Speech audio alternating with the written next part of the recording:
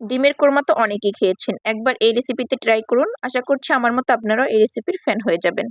সম্মানিত ভিউয়ার্স, আসসালামু আলাইকুম। কেমন আছেন সবাই? আশা করছি যে যেখানে আছেন সবাই অনেক ভালো আছেন।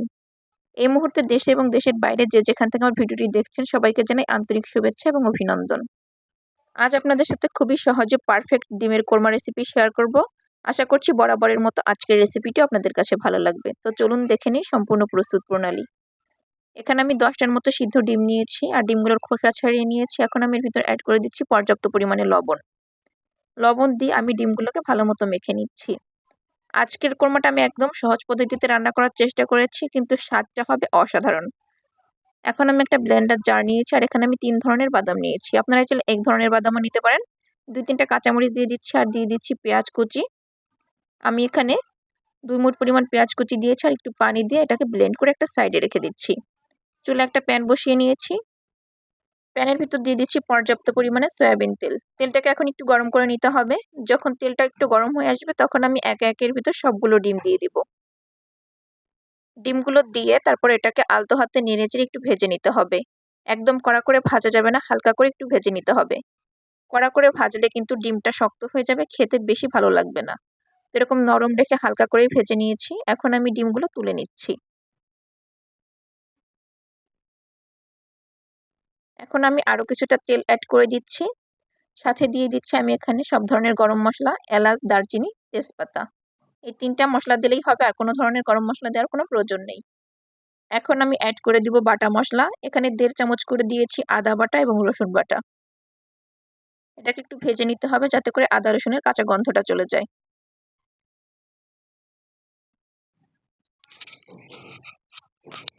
ডিমের কোরমা রান্না করতে কিন্তু খুব বেশি মশলার প্রয়োজন নেই।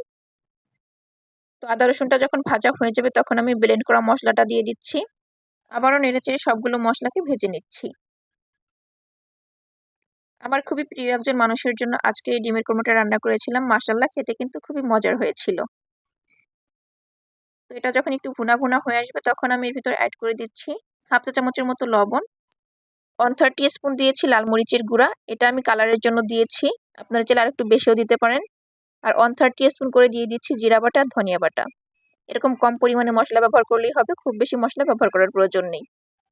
এখন নেড়েচেড়ে আবারও সব মশলাগুলোকে এক করে ভেজে নিতে হবে।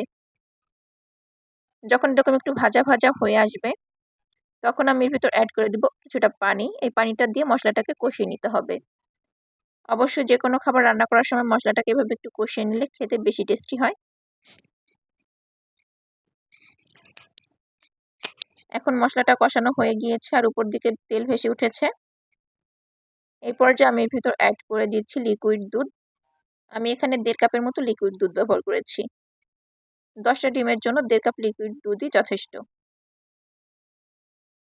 মশলার সাথে দুধটাকে ভালো মতো নেড়েচেড়ে মিশিয়ে নিচ্ছি। এখন ঝোলের ভিতর বলক আসা পর্যন্ত আমাদের অপেক্ষা করতে হবে। যখন দুধের ভিতর এরকম বলক চলে আসবে তখন আমরা একে একে যে ভেজে রেখেছিলাম ডিমগুলো ওগুলো দিয়ে দিচ্ছি। 3-4টা কাঁচামরিচ দিয়ে দিচ্ছি সুন্দর একটা ফ্লেভারের জন্য। উঁচু করে 1 চা চামচের মতো দিয়ে দিচ্ছি চিনি।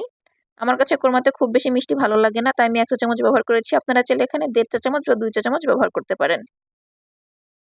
এখন আলতো হাতে একটু নেড়েচেড়ে মিশিয়ে নিচ্ছি। এরপর বেশ কিছু সময় নিয়ে রান্না করে নিচ্ছি। মাশাআল্লাহ, দেখতেই পাচ্ছেন এটা অনেকটাই গাঢ় হয়ে গিয়েছে আর রান্নাটা বেশ হয়ে এসেছে।